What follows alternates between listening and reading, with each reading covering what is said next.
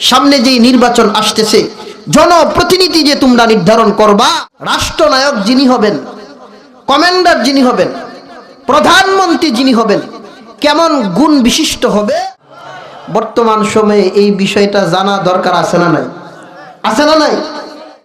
এই নির্ধারণটা তোমরা চৌকান্নতার সাথে, এই যে একজনকে তুমি সমর্থন দেওয়ার দ্বারা, ভোট দেওয়ার দ্বারা তাকে যে নির্বাচিত করবা, এটা তোমার কাছে হচ্ছে আমানত। এই আমানতটা তুমি কোন জায়গায় রাখবা?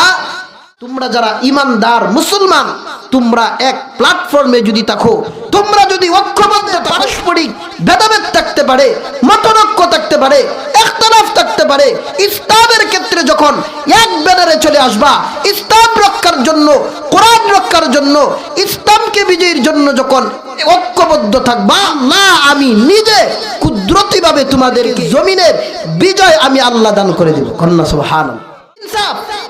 আপনি যদি কোনো ভুল করেন, এটাকে শুধরিয়ে দেওয়া, যিনি কর্ণধার হবেন, যিনি এমপি হবেন, যিনি মন্ত্রী হবেন, যিনি প্রধানমন্ত্রী হবেন, যিনি চেয়ারম্যান হবেন, যিনি মেম্বার হবেন, বা আমরা ঘরের কর্তা যারা আছি, আমার অধীনস্থ লোক যদি অন্যায় করে, বেইনসাফি করে, ইনসাফহীন কাজ করে, তাকে শাসন করে শুধরিয়ে দেওয়া, এটা একটা জাতির কর্ণধার, জনপ্রতিনিধির দায়িত্ব। কথা কোন ঠিক না বেটি?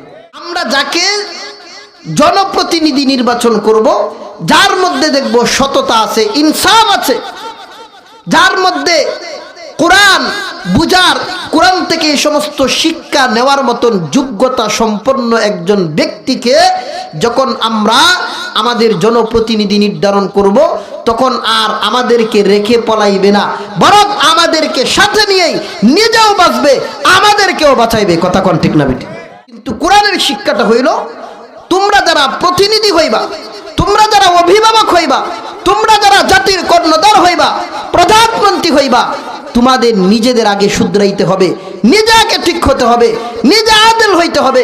নিজে তুমি যখন ইনসাফকারী হইবা, তুমি যখন ন্যায়পরায়ণ হইবা, অটোমেটিকভাবে তোমার অধীনস্থ মানুষ তোমার অধীনে চলে আসবে। কথা কোন ঠিক না বেটি? সামনে আমাদের যেই বড় আমানতের বিষয় আসছে, আমরা এই সবকগুলো শিক্ষা করব। এমন একজন প্রতিনিধি আমরা সবাই দোয়া করি, আল্লাহ তাআলা যেন এমন একজন ন্যায়পরায়ণ, আদেল, ইনসাফ, ন্যায়পরায়ণ একজন শাসকের ব্যবস্থা যেন আল্লাহ করে দেন। সবাই বলেন আমিন।